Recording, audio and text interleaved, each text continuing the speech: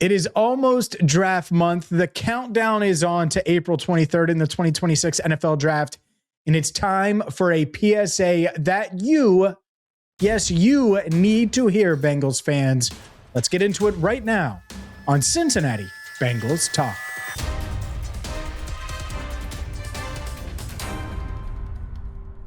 Hi again, everyone, and welcome in to CBT. I'm James Rapien of BengalsTalk.com. This video is brought to you by Christian Husky of Sipsey Klein Realtors. Check him out, sipseyklein.com/chusky.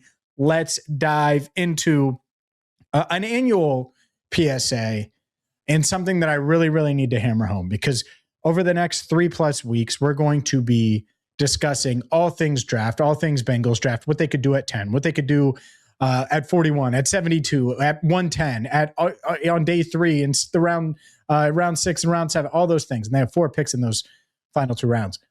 We're going to talk about all of it. We're going to talk about a ton of prospects, all of those things. But obviously, the focus is on pick 10.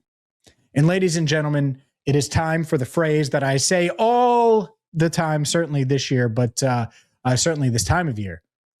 The Bengals, they need to draft players, not positions. That's right. Draft players, not positions. That phrase I have trademarked. I own that phrase. It is the phrase that the Bengals should live by when it comes to pick 10. And I get it. A lot of you are going to be like, what are you talking about, James? They need this. They need a linebacker so bad they have to take a linebacker. They need a defensive end so bad they have to take a defensive end. Defensive tackle, ho. They need a corner. They need a safety. They need this. They need that. It better be this guy. It better be that guy. And the answer is simple. If they draft the right player, draft players, then it's going to be worth it. If you get it right, it doesn't matter if it's corner, it doesn't matter if it's running back, doesn't matter if it's wide receiver, doesn't matter if it's an offensive tackle, doesn't matter if it's a defensive tackle, doesn't matter if it's an edge, it doesn't matter if it's a linebacker, doesn't matter if it's a safety, it doesn't matter. If you get it right, then no one's going to question it. No one's going to say anything because you got it right. And that's why you got to draft players, not positions. It is very simple. Everyone's going to talk about defense. Everybody. And they should. And you should. And I will. And that's going to be the focus of the next 3+ weeks. It is. Of course it is. We're going to talk about Caleb Downs. We're going to talk about trade down targets. We're going to talk about different defensive tackles they could target.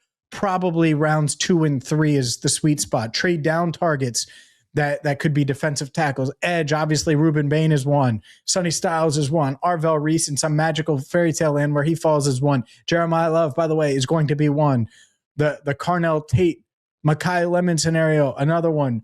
Guess what? If any of those guys are future all-pros, are really high-end players, it's not going to matter what position they play because they're going to help the Bengals. And there's going to be a lot of people that say, oh, well, James, they need to draft defense and that's it. And you cannot go into a draft that way. I can't go into a draft completely canceling out offensive tackle, even with Amarius Mims and Orlando Brown Jr. locked in for the next few years. I can't do it. And they shouldn't do it. And that's it. Whether it's a safety, oh, well, yeah, but Jordan Battle and Brian Cook, it doesn't matter. Oh, well, if it's a corner, oh, yeah, but DJ Turner and Dax Hill. I'm worried they might not pay corner if they take one, but you can't worry about that because they should pay him anyway. And then you suddenly have 3 great corners if that corner that you draft is the right player. A stat for you, and I went back and looked at this. If you go back to 2022, so since 22, so it's the 22 draft, 23 draft, 24 draft, 25 draft, 4 years, the Bengals have spent 10 of their last 13 day 1 or day 2 picks on defensive players. Isn't there some irony there? Like, think about that. Dax Hill, Cam Taylor-Britt, Zach Carter in 22. And then since then, it's been guys like Jordan Battle, Demetrius Knight, DJ Turner, Myles Murphy, Shamar Stewart, all these guys you see on defense. And some of those are hits. You would say Dax Hill is a hit now. DJ Turner's a hit now. Myles Murphy could certainly be a hit. But it's all about the player. You need impact player now. And so you can keep saying defense. Well, the Bengals have been saying that in the first 3 rounds, excuse me. Mixed results at best. Still one of the worst defenses in the NFL. And that's my point. You got to draft players. You can't worry about positions. Oh, positional value. I know positional value was a huge thing with Myles Murphy. And it's going to work out. I think he's going to be a solid player, and they're going to exercise his 5th-year option before that deadline in early May. All those things. I think all of those things happen. So That's one thing. But the other is it took 3 years for him to become potentially what he is. You can't have that. The Bengals need to find at 10 a real dude. And it's really, really hard to do that if you limit yourself and you say, oh, we're only taking defense, or we're going to ignore offensive tackle, or we're going to not take Jeremiah Love if he falls there. Or maybe they think Carnell Tate is awesome, right? Maybe they think Carnell Tate, I saw a Reggie Wayne comp over the weekend. If you think Carnell Tate is Reggie Wayne, you take him, and that's it. I'm not here to say, oh, well, you have to take this guy or that guy. No, there'll be plenty of time for that, in my opinion, and all of those things. And by the way, I'm still doing my homework. It's still very, very early from we're going to narrow it down to these 3 guys or these 4 guys, and that's who they should take. But you cannot pigeonhole yourself into a side of the ball, into a specific position, into just a couple of positions. It is not how you draft. It is not a good way of doing it. Because when you do that, and you're like, man, we really like this guy, or we really like this position, we'd love to address it here. Well, what if that guy isn't there? Then what do you do? And that's happened to the Bengals in the past. And so when you think about it, 10 of their last 13 premium picks, one of those was Amarius Mims, another was Jermaine Burton, but 10 of their last 13 premium picks, and then Dylan Fairchild, there's the other one. I was trying to think. And that's day 1 or day 2 picks, rounds 1 through 3, have been on defense. So this idea that they absolutely have to use pick 10 on defense, I think that's hogwash. I would love a swing tackle that's capable of contributing and maybe learning multiple positions and giving them real depth there. I would love that. That helps them. A lot of people would be upset about that probably. Okay, fine.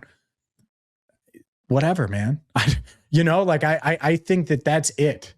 This idea that they have to limit themselves is the wrong way to go about it. Now, I'm not saying pass on Caleb Downs. Of course I'm in on Caleb Downs. Who wouldn't be? But you can't be, oh, well, Caleb Downs is gone. This guy's gone. This guy's gone. This guy, we have medical concerns about. This guy, we're really concerned. And you look up and you're like, all right, well, we have to pick Kendrick Falk, or we have to pick this guy, we have to pick that guy, whatever the case is. And Falk is the one that gets the people going the most in a negative way. But I just, to me, this logic is foolproof, period. And there are some that try to tweak it and try to mess with it and all those things. You draft players, not positions. And if you hit on the player, it's going to be fine. And it's really that simple. And there are a lot of things that people do in life that make it more complicated than it has to be. I'm not saying it's easy. Simple and easy are 2 different things. But draft logic, it's very simple. You find the best player. The Bengals aren't good enough. They were 6-11. They aren't good enough anywhere. This idea that this offense is complete is hogwash. They're not. They're truly 5 deep at offensive line. And you could use a true backup center, a true backup guard if you think there's a premium guard there, with Dalton Risner on a 1-year deal, and you're not spending on Dylan Fairchild, and you have a great deal for Ted Karras, by the way, or a swing tackle. Right now, Cody Ford is your swing tackle.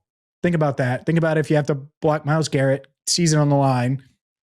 It's a tough sell. It's a tough sell. So that's it. And so whether it's that, whether it's adding a premium pass catcher, and I don't really think that tight end is in the mix. I don't think Sadiq, who's the best tight end in this class, is the guy. But if this was a Brock Bowers draft, yeah, duh. Duh. That's it. Is you'd of course be in. Of course I would be in. And that's it. Is if you can find a guy, the Colston Loveland, Tyler Warren, Brock Bowers, well, of course those would be guys we would talk about at 10 overall. They're not in this draft. And so, yeah, Caleb Downs and all of these guys from Ruben Bain, it makes sense. But I have to see who's there. And ultimately, you cannot pigeonhole yourself into, we have to take a defender. We have to. Because what if those guys are gone? And what if, I don't know, Jermon McCoy, his pro day's on Tuesday. What if he has a medical red flag? Or what if he runs a 4.55 and it's much slower and he just doesn't look good through drills if he goes through his pro day and all of those things after not testing at the combine? That's tough. And so when I look at it, ladies and gentlemen, My logic with the draft and my approach is it's a lot different than it is in free agency. With free agency, you're like, all right, well, who's the best player at the needs that we need to address? With the draft, the key is simple. You draft the player. Man, this guy's going to be a star. Oh, yeah, but he plays running back and we have Chase Brown for one more year. Yeah, but you know what we can do is take that Chase Brown money that we would use on him, that 8 to 10 million. And yeah, Jeremiah Love, is he going to get that? Sure. But he's also going to catch 100 passes for us and give us this Marshall Faulk-like production over the next 5 years.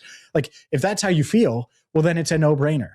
I had someone on X ask me, oh my good, would you take Randy Moss at 10 if he were available? And it's like, well, yeah. Yes. There's no scenario where I pass on that. And if that's the wrong logic and you disagree, fine. Because I'm totally comfortable doing that. And that's the point. Obviously, I don't think there's a Marshall Faulk, a Randy Moss-like receiver in this class. You would already have heard about it if that was the case. And I'm not even sure if they should necessarily be in on receiver at 10. But if they think Mekhi Lemon is Amon-Ra St. Brown, and I'm not sure he is, but if they think he is, then he should be in consideration. If they think Carnell Tate is a game changer. Let's say they think he's A.J. Brown, right? Or the Reggie Wayne comp or whatever. Well, you don't pass on that player. Oh, but we have T. Higgins and Jamar Chase and all these needs. Yes, but you don't pass on high-end players because of a need when it might not be as much of a high-end player. And that's it. It's that simple. And so draft players, not positions. This is my PSA. TM, that's trademarked, baby.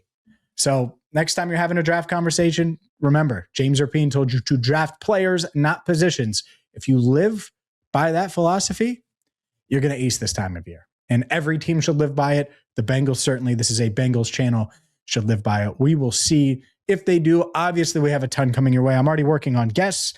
The draft, it's almost draft month, which means we're going to go into overdrive here with draft. You're going to know, if you hit that subscribe button, and you ring the bell and you watch or listen to all of our videos or listen on whatever podcast feed you're listening on now, guess what? You're going to be so ready for the draft, so prepared for the draft, and you're going to have a jump on anybody else the moment that pick gets turned in on draft night, April 23rd, when the Bengals pick 10th overall. Make sure you hit that subscribe button, ring the bell, check out bengalstalk.com for more. And until next time, for Andrew Fox Miller, I'm James Rapien. Thank you so much for watching and listening to Cincinnati Bengals Talk.